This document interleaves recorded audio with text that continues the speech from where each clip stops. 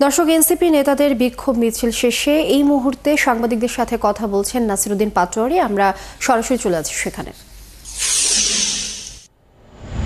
মধ্য দিয়েই আমরা আমাদের যে প্রতিবাদ এবং বিক্ষোভ কর্মসূচি শেষ করব। এখন আমি আহ্বান জানাচ্ছি জনাব সাজ্জিদ সালামকে সংক্ষিপ্ত বক্তব্য রাখার জন্য।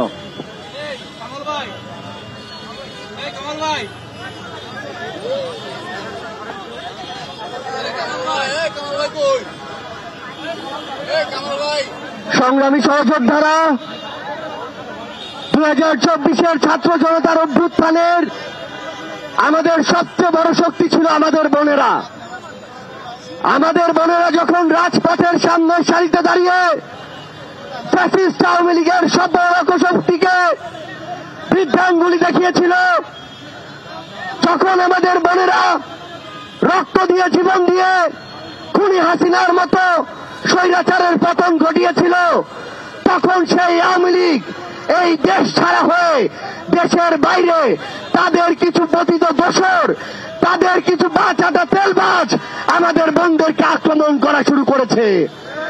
কারণ তারা জানে আমাদের বোনেরা যদি তাদের বিরুদ্ধে দাঁড়ায়, আমাদের বোনেরা যদি তাদের কণ্ঠস্বর সোচ্চার রাখে, তাহলে এই বাংলাদেশে ওই খুনিদের আর কোনো জায়গা হবে না।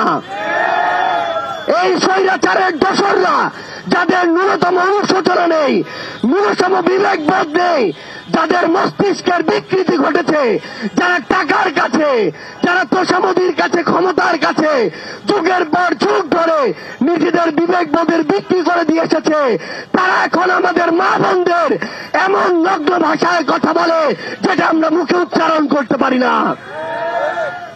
ওই স্বৈরাচারের দোসরদের পাঁচাটা তেলবাজদের আমরা বলতে চাই, নিজের যদি ঘর থাকে, নিজেরা যদি কোন মায়ের পেট থেকে এসে থাকেন, নিজেদের কোন যদি সন্তান থাকে, তাদেরকে গিয়ে জিজ্ঞাসা করুন যে আপনার ওই মেয়ে সন্তান, আপনার স্ত্রী, আপনার ওই মা, আপনার এভাবে একজন বোনকে, একজন মেয়েকে এভাবে গালি দেওয়াকে সমর্থন করে কিনা।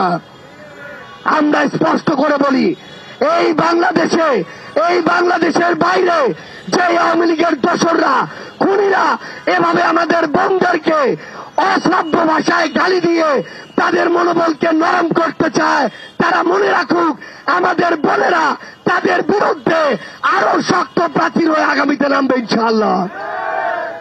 আমরা দেখেছি আজকে জনাব মির্জা ফখরুল ইসলাম আলমগীরের একটি সাক্ষাৎকার প্রকাশিত হয়েছে। আমরা স্পষ্ট করে বলি, আর এই ধরনের পরোক্ষভাবে কথা বলা আমরা পছন্দ করি না। আমরা তাদের কাছে জানতে চাই, তারা ক্ষমতায় আসার জন্য জনগণের আস্থা যখন প্রতিনিয়ত হারাতে বসেছে, তখন কি আবার তারা ভারতের সাথে নেগোসিয়েশন করে, তাদেরকে খুশি করে, আওয়ামী লীগকে পিঠ চাপড়ে জাতীয় পার্টির সাথে নেগোসিয়েশন করে তারা কি এই বাংলাদেশে নতুন করে ক্ষমতায় আসতে চায় কিনা? দর্শক, সাংবাদিকদের সাথে সার্জিস আলম কথা বলছিলেন, আমরা সরাসরি যুক্ত ছিলাম সেখানে।